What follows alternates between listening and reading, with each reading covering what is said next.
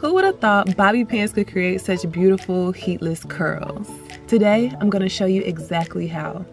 I like to start on clean hair. I don't get a ton of shrinkage, but if you do, it's best to start on stretched hair. You can always use a heatless method like banding to do so.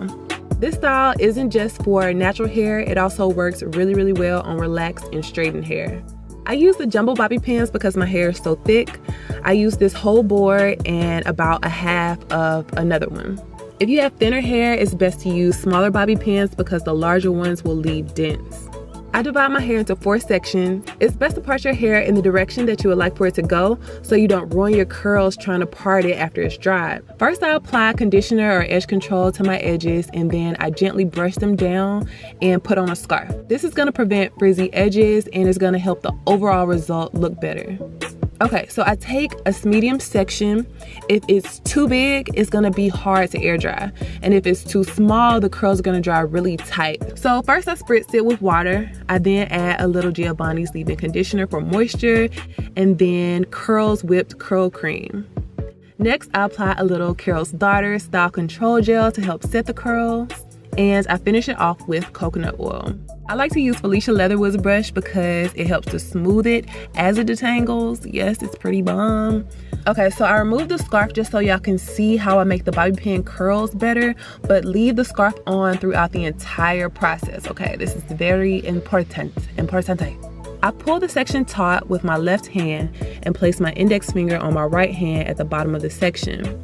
I use my index finger and thumb on my left hand to carefully roll the end of the section around my right finger and hold it into place with my right thumb.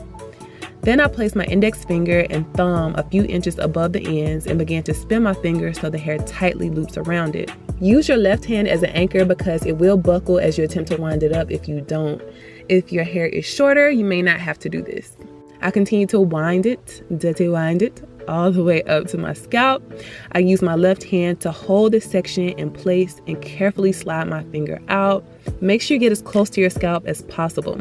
Then I grab a bobby pin with my right hand and place it directly in the middle of the section to hold it into place. I then repeat. So I grab a section, pull it taut, place my index finger at the ends, use my left index finger and thumb to start wrapping the hair around my right finger. Then I use my left index finger and thumb as an anchor as I loop my hair all the way up to the roots. I carefully slide my right finger out and place a bobby pin on the section. Pull the section away from your head as you wrap it.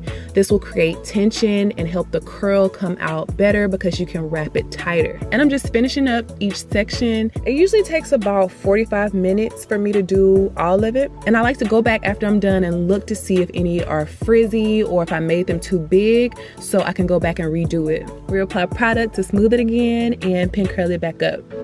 If any shorter strands break or loose, you can just add them as you wind the hair up. Y'all, wrapping the ends properly is super important because you don't want them to come out straight or frizzy. So make sure you apply enough product and you are wrapping it on top of each other. You're layering the hair as you wind it up.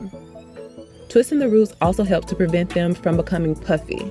This is how it looks when my whole head has been completed. After all this hard work, y'all, we done. We is finished. It looks hella messy, but it's gonna come out super cute, I promise. When I'm finished, I place a satin bonnet on and go to sleep because I'm allowing it to air dry. It takes about a day and a half for it to air dry, but if I were to sit under a dryer, it would take about 2 hours. I like to do it on the weekend, like on a Friday night, and it'll be dry by that Sunday. I take my time separating them so I don't cause frizz, and they came out really good. I'm happy with the result. This is my final look. And y'all, please don't get discouraged if it doesn't come out perfect the first time. It took me a few attempts to get it right. You know, just go back, reevaluate what you did, where you may have gone wrong, and try it again. I appreciate y'all for watching. Don't forget to subscribe and keep that peace, love, and light in your life.